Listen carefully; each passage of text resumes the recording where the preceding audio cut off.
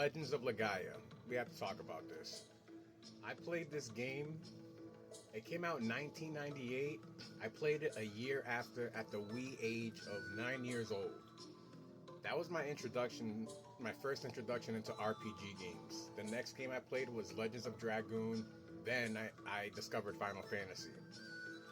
To me, I almost feel like Legends of Legaia paved the way for future RPGs, but it's got an incredible story. So the story is takes place in a fantasy world, and in this world, humans live alongside of these creatures called Siru, and they pretty much help them with their everyday lives. They work alongside one another. And one day, this mist comes into the world, and it turns the Siru turns them into rabid creatures, into monsters, pretty much. And anyone with a raw Siru, which is pretty much a Siru that is sentient and attaches to you, once you come in contact with the mist, you're pretty much under its control and you become evil. So our protagonist is Vaughn, and it opens up in this beautiful village, and starts off like any RPG, checking out the village life, and out of nowhere, this breach through the wall comes, and I believe it's the Juggernaut. This giant creature starts pouring in all these creatures in the mist coming out of its breath. It's almost like Attack on Titans when it breaks the wall. And that's when like the story starts. So when the mist breaks through the village, you're fighting through the village, saving everybody.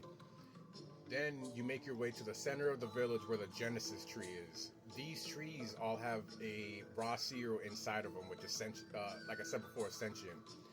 But when you revive these trees, they grow, and the energy from the trees disperse all the mist throughout the continent. So throughout the game, you gotta find all the trees, disperse the mist, and then find the machines that are generating the mist.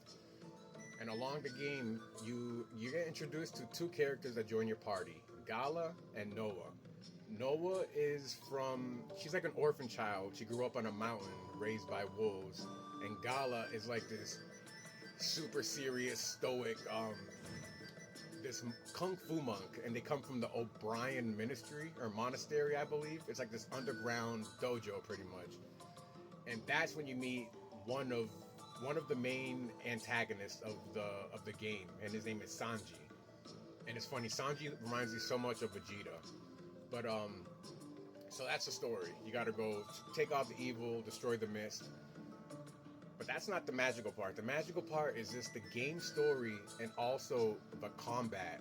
My favorite part about the combat is first the moves. You have your regular moves, you have your arts, super arts, ultimate arts, and I have to look this up, it's been so long. You have your mystic arts, your hyper arts, super arts, and your miracle arts. The miracle arts are crazy. It's almost like a 14 button input, like left, up, down, right, and it goes into like this crazy, it's almost like a brutality MK combo. It looks gorgeous.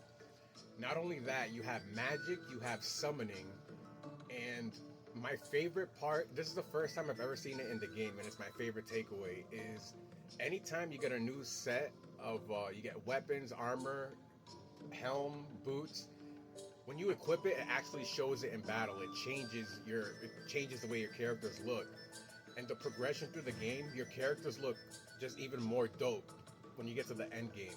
Because your raw Siru starts off as a bracelet, but every time you revive a Genesis tree, it levels up. So at the beginning, it's like a little dainty bracelet, but by the end, it becomes this giant metal, like, gauntlet that goes all the way to your shoulder, and it just superpowers you. And not only that, the music in this game is just beautiful. Every time I've played an RPG ever since I was a kid, I don't know if they just set it up this way, but every first town you reach in an RPG, the music is just beautiful, lovely. It's the music that I have playing in the background of this video. I wish we could return back to this, even though it's in the polygon era. I always say, like, people put all these videos in 4K, Hyper HD, where you can see, like, triple HD frames up the asshole. Like, that's cool, but I'm always going to be like a 2D sprite polygon guy. It's just something beautiful about it. Maybe it's the nostalgia, I'm not sure, but I still love them. But yeah, this game is a true tried and classic to the RPG genres. And we haven't even talked about Legends of Legaia 2. How can I play that? I would have to probably buy a PS2 and buy the game on PS2 to play it, right? Somebody let me know. Unless I find some kind of emulator. But yeah, this game, I really don't think it's gonna be hard to like top a game like this. And I would love to get a remaster of this or Legends of Dragoon. That'll be a video for another day. But honestly, I think we'll get a Final Fantasy Tactics remaster before anything, and Chrono Trigger probably too.